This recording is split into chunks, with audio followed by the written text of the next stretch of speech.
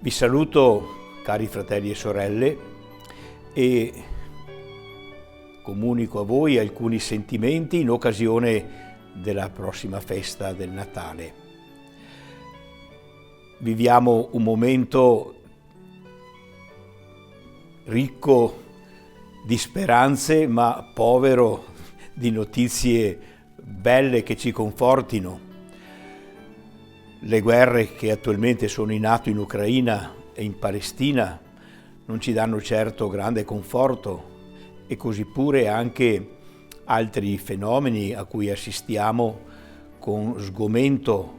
Penso all'uccisione di quelle donne proprio nella nostra regione, e così pure anche altri problemi che stiamo vivendo in questo momento. Non mi metto qui ad elencarli.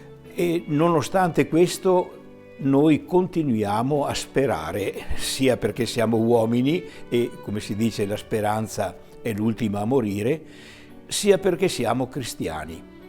Proprio così, la fede cristiana che ci dice che il Signore Gesù, Figlio eterno di Dio, si è fatto uomo per condividere la nostra condizione umana e per portarci luce, vita, salvezza, sono a fondamento di una speranza che è più grande di una virtù semplicemente umana. È fondata sulla promessa di Dio, e Natale ci ricorda proprio questo.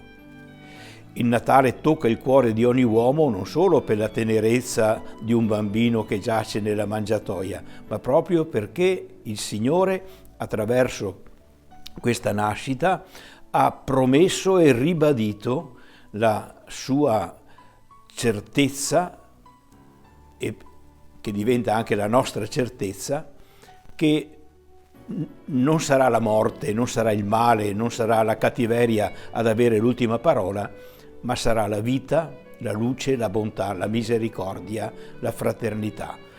E questo allora sostiene la nostra speranza, che altrimenti vacillerebbe e finirebbe nello scoraggiamento. E proprio a Natale quindi abbiamo modo di augurarci che questa speranza si radichi sempre più profondamente nella potenza e nella fedeltà di Dio. L'augurio di buon Natale che ci facciamo reciprocamente in questi giorni non è semplicemente una buona usanza o un gesto di buona educazione, no, è molto di più. È l'espressione della nostra fede e della nostra speranza che noi auguriamo agli altri, ma fondamentalmente anche a noi stessi, facendoli agli altri.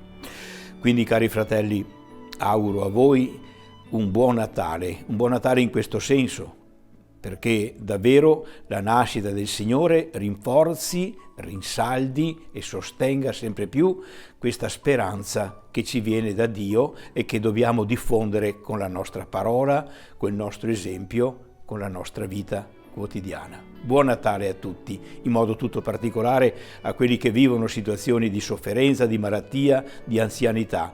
Anche per loro questo messaggio di speranza diventa una parola di vita, di luce, di bene. Auguri a tutti.